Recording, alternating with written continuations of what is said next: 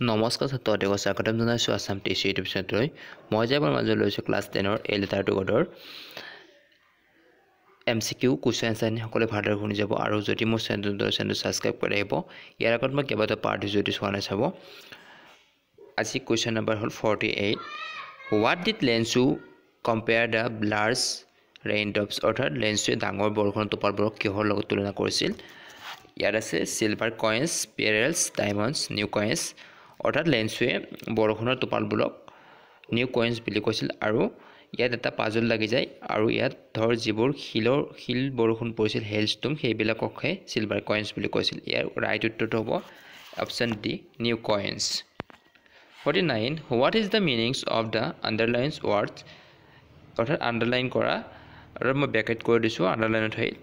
Set on the crest of a low hill, অৰ্থাৎ ক্ৰেষ্টৰ meaning সুধিছে top of a low hill, middle of the hill, bottom of the hill, none of the above. ইয়াৰ শুদ্ধ উত্তৰটো হ'ব top of hill. Question number 50. Why was Lensu not surprised to see money in the envelope? লেন্সুৱে যেতিয়া এনভেলপত পইচাখিনি পাইছিল লেন্সুৱে কিয় আচৰিত হোৱা নাছিল? A. He was too sad and acknowledged. He was ungrateful. He was unwavering faith in God. None of the above. Year right উত্তৰটো হ'ব he was unwavering faith in God. কিয়নো তেওঁ আচৰিত এইকাৰণে হোৱা নাছিল, তেওঁৰ ভগৱানৰ প্ৰতি দৃঢ় বিশ্বাস আছিল বাবে। 51. What type of the conflicts is there in a letter to God? এই লেটাৰ টু গডত কিহৰ মাজত সংঘাত দেখা দিছে বুলি কৈছে? Conflicts between human and nature, অৰ্থাৎ মানুহ আৰু প্ৰকৃতিৰ মাজত। কনফ্লিক্টছ এমং হিউমেনছ, মানুহৰ লগত হৈছিল সংঘাত। Conflict between god and nature. ইয়াৰ শুদ্ধ উত্তৰটো হ'ব অপশ্যন এ এণ্ড বি, অৰ্থাৎ এটো হয় আৰু বিটো হয়, সেইকাৰণে এ আৰু বিটো হ'ব, অৰ্থাৎ ডি নম্বৰটো হ'ব right answer A and B. Question number 52. The house, the only one in the entire space, set on the crest of a low hill, top, bottom, middle. অৰ্থাৎ ইয়াত ক্ৰেষ্টৰ মিনিং হ'ব টপ, বটম, মিডলৰ টপটো হ'ব ইয়াৰ right answer. 53. I need 100 pesos, currency of Latin America, Spain, India. অৰ্থাৎ পিচুছ বুলি কোনখন দেশৰ মুদ্ৰা কোৱা হয়? Latin America. 54. The postmaster answered Lensu's letter because. লেন্সুৰ লেটাৰখনৰ পোষ্টমাষ্টাৰে কিয় এনচাৰ দিছিল? He did not wanted to suck Lensu's faith in God. He found Lensu's letter funny. He was an amiable man. Year right উত্তৰটো হ'ব he did not want to suck Lensu's faith in God.